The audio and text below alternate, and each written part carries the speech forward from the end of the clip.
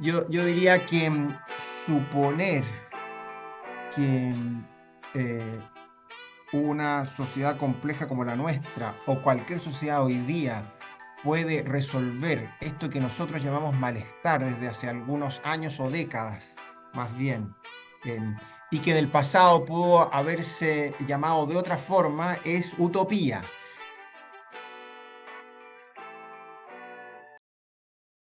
Sí ha habido cambios, aunque como siempre en sociedades complejas como la nuestra, siempre es posible eh, seguir abordando los viejos problemas con nuevas herramientas y enfrentando los nuevos desafíos que presentan nuestras sociedades. Por eso, eh, desde el 18 de octubre, en estos últimos 5 años, creo que podemos hacer un listado de nuevas prioridades, de algunas reacciones como por ejemplo la PGU, que a mí me parece es uno de los cambios más relevantes para la política social, y nuevas agendas como el surgimiento de la seguridad pública en variantes muy distintas a las que teníamos en el pasado, que han florecido con mucha fuerza. Y esos son cambios evidentes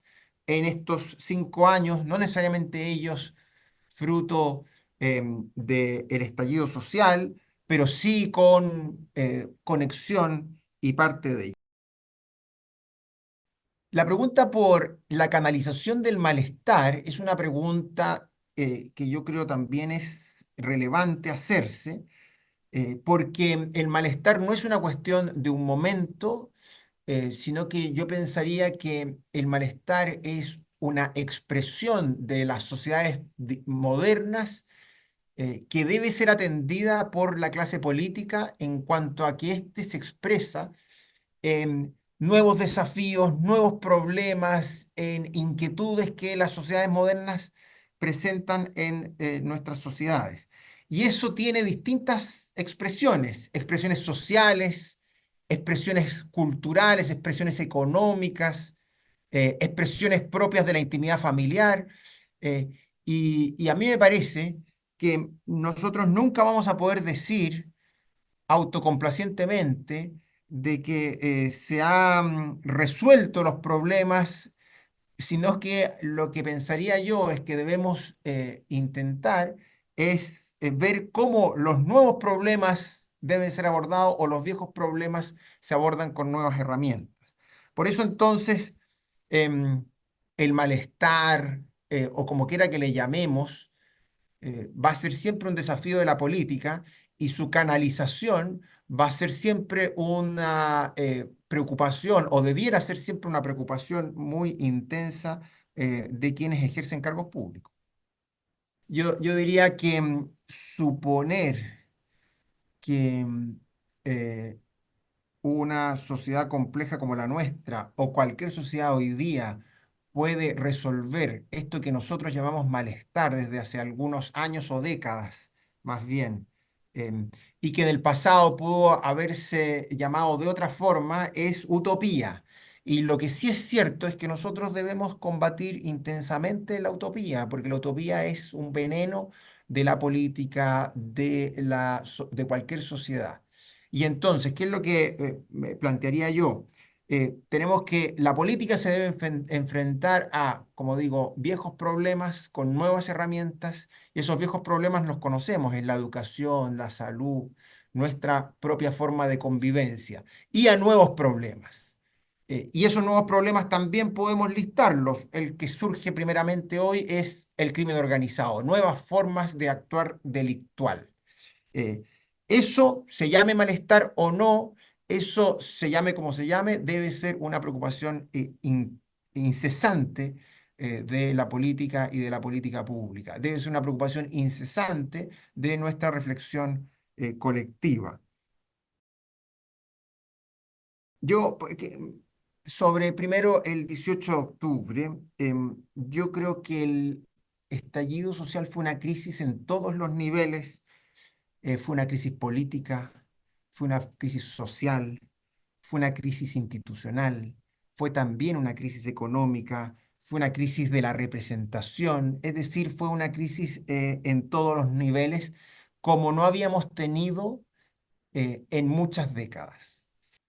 En tal sentido, por ser una crisis, es un momento triste, porque vimos con dolor cómo las enfermedades de nuestra sociedad afloraban con mucha fuerza, con violencia en muchas ocasiones. Es importante señalar, creo yo, que las enfermedades y los dolores no se celebran, sino que se atienden, se les presta atención y se les intenta sanar y solucionar. Y en ese sentido, entonces, yo creo que tenemos que recordar el 18 de octubre, tenemos que reflexionar en torno a lo que ocurrió como un momento de crisis, como un momento en que surge un dolor con mucha fuerza.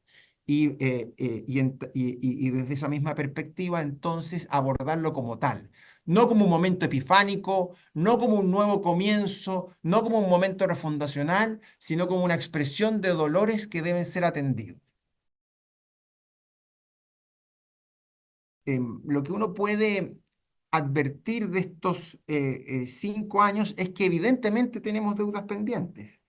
Es que evidentemente hemos como sociedad tomado conciencia de muchas de esas enfermedades, pero que, como decía hace un rato, tenemos que seguir trabajando en muchas de ellas.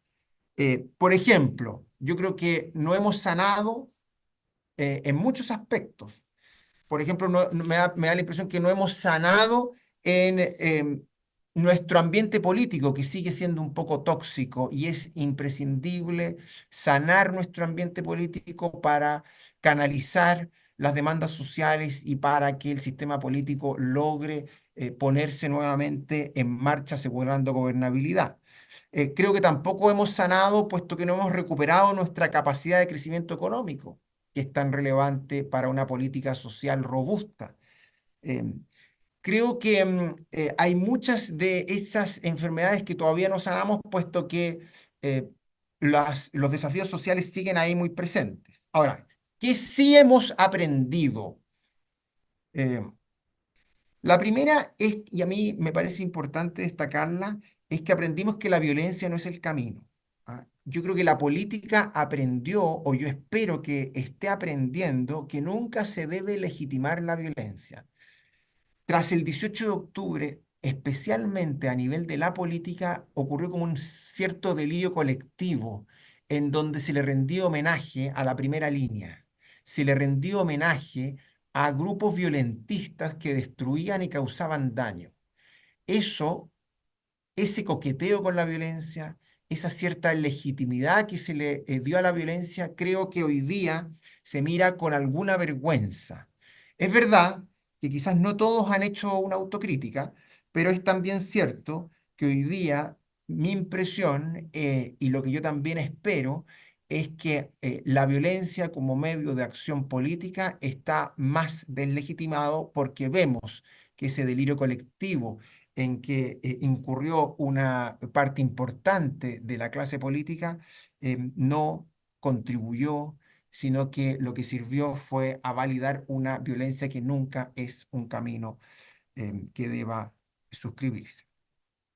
Lo segundo es que me da la impresión que también aprendimos que debían atenderse los desafíos sociales con con mucho sentido de urgencia, eh, que debían en el fondo converger buenas ideas, buenas políticas públicas, buenos liderazgos políticos y buenas instituciones en el tiempo para atender esos desafíos sociales importantes. Porque el 18 de octubre nos permitió o permitió que surgiera estas enfermedades, estos dolores que aparecieran con mucha fuerza, que pudieron paulatinamente antes haberse ido sanando. Y pensaría yo entonces que eh, la clase política y que en general los académicos y que en general aquellos em, que pueden jugar un rol de incidencia, em, debimos haber aprendido, esto tampoco sabemos si es que lo hemos aprendido, pero debimos haber aprendido que estos desafíos sociales deben abordarse, no se resuelven solos, sino que se resuelven cuando concurren una tríada de buenas políticas públicas, buenas instituciones capaces de llevarlas adelante y buenos liderazgos políticos. Y por último, y aquí ya cierro esta pregunta o podemos volver a profundizar en ella, es que me da la impresión que la ciudadanía también aprendió em, que, o debió haber aprendido, nunca lo vamos a tener por seguro, que los cambios son más bien graduales, que no existen los momentos refundacionales, que estos momentos en donde pareciera toda la historia comienza nuevamente, desconocen nuestra historia, desconocen el modo de hacer cambios que permanezcan en el tiempo. Eh, y entonces, esa gradualidad es también una, un aprendizaje que debimos haber sacado o que se hace mucho más patente en estos últimos años. Yo creo que aprendimos también que la democracia es frágil, que la democracia puede desaparecer o puede deteriorarse rápidamente.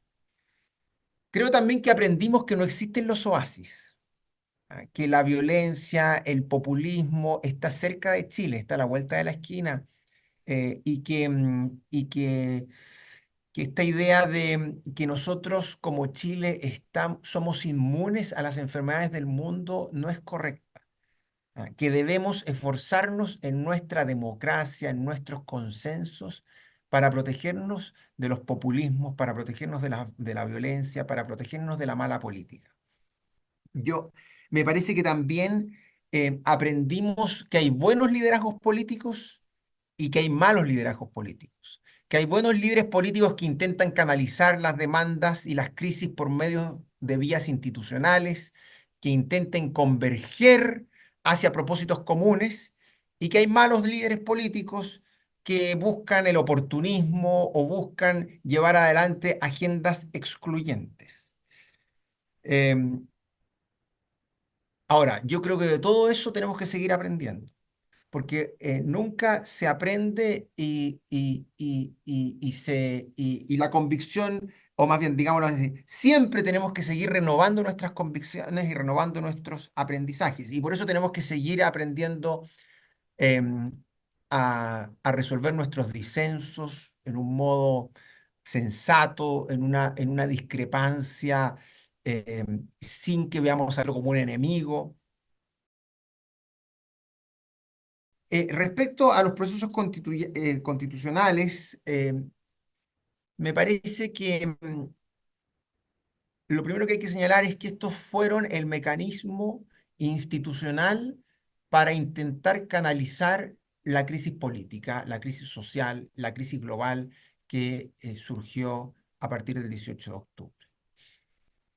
La Carta Constitucional era una carta lo suficientemente amplia, intensa, que tradicionalmente es utilizado para salir de crisis profundas. Y por eso es que entonces, buscando un camino institucional, es que se inicia la discusión constitucional, que era una discusión muy presente en Chile, pero que en ese momento apareció como la vía institucional para canalizar la crisis.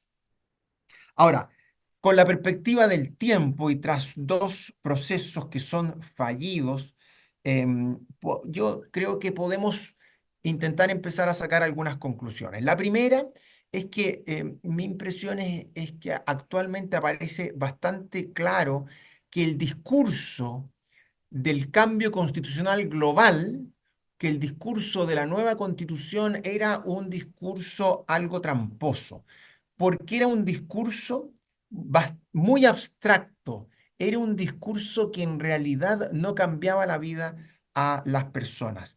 Digámoslo de otra forma, nosotros invertimos mucho tiempo mucha musculatura política en el cambio constitucional, cuando la constitución es importante, pero no es el mecanismo para cambiar los problemas sociales específicos que aparecen como relevantes. En ese sentido, es que creo que aprendimos que los discursos abstractos, como el discurso de nueva constitución, deben ser mirados con más distancia. Son discursos que pueden conmover a un grupo pequeño de académicos, pero no son discursos que debieran capturar la política, puesto que la política hoy al menos requiere respuestas concretas a desafíos específicos. O dicho de otra forma, el discurso constitucional o el discurso de la nueva constitución era un discurso muy simbólico, pero lo que hoy se requiere más que eh, nuevos momentos simbólicos son reacciones concretas a problemas específicos en seguridad, en salud, en educación, en empleo, etcétera, ¿no? Y entonces me parece que si bien la discusión constitucional fue un mecanismo político para superar una crisis, fue un mecanismo que voló en lo abstracto, como es un mecanismo abstracto o como es una discusión bastante abstracta, voló mucho más alto de aquello que hoy día se requiere. Y por eso entonces pienso que es una discusión hoy día mucho menos relevante porque la ciudadanía ya aprecia que estos discursos abstractos tienen mucha menos incidencia en su bienestar diario, ¿no? Ahora, eso no quita que hayamos perdido dos oportunidades para construir una constitución de consenso. ¿Ah? Eso no quita que hayamos em, em, en dos momentos constitucionales hayamos construido constituciones que no buscaron el consenso político para intentar plantearle a la ciudadanía un texto de consenso. Yo creo que eso es lamentable, yo creo que eso es fue perder una oportunidad, fue jugar con agendas partidistas sin miradas de largo plazo. Em, Eso no fue una incomprensión del momento político que pese a la abstracción de los discursos constitucionales, buscó un hito político de consenso que permitiera canalizar luego una serie de otros cambios que convergieran hacia una política más consensuada. Por el contrario, tanto en el primer proceso como en el segundo proceso, lo que se termina imponiendo son agendas más polarizadas, retóricas más adversariales, que terminan en el resultado que sabemos terminar. Yo creo que la actual constitución tras los procesos constituyentes se ha fortalecido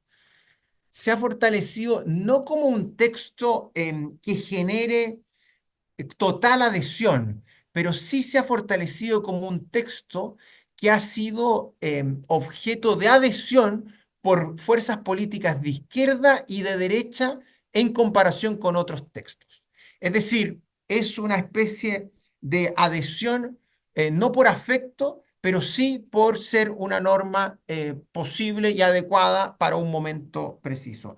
O digámoslo de otra forma, o digámoslo así, eh, las distintas fuerzas políticas de izquierdas y derechas han visto en la constitución vigente un mejor texto que otros que se les ha ido planteando en el tiempo. Y eso entonces también fortalece la adhesión y legitimidad de este texto.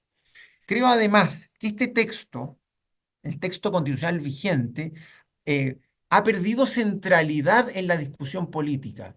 Y eso es bueno para las constituciones. Las constituciones deben ser espacios que no estén siempre sujetos a escrutinio, sujetos a discusión, porque son pactos, eh, eh, pactos que buscan sentar las bases. En general, Lo que se discute mucho más en específico son determinadas leyes y determinadas políticas públicas y la Constitución es un texto menos debatido porque solo sienta bases fundamentales. Nuestro texto constitucional ha sentado bases en el tiempo, puesto que es un texto que ha ido evolucionando. Y por eso mismo pienso yo que también ha salido de la sala o de la discusión de primera línea, o digámoslo distinto, ha salido mejor de la discusión más intensa para pasar a ser un texto constitucional menos relevante, pero presente, ¿no?